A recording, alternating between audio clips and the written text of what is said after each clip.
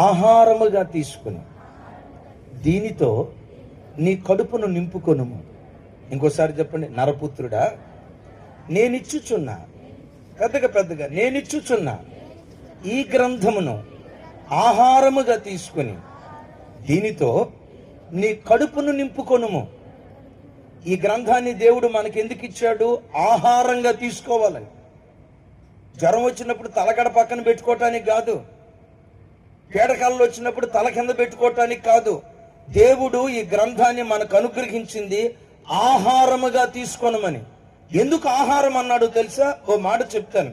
ప్రతి వ్యక్తి ఆహారం క్రమం తప్పకుండా 3 పూట్ల తీసుకుంటాడు, అవునా కాదా? ఉదయం టిఫిన్, మరోసారి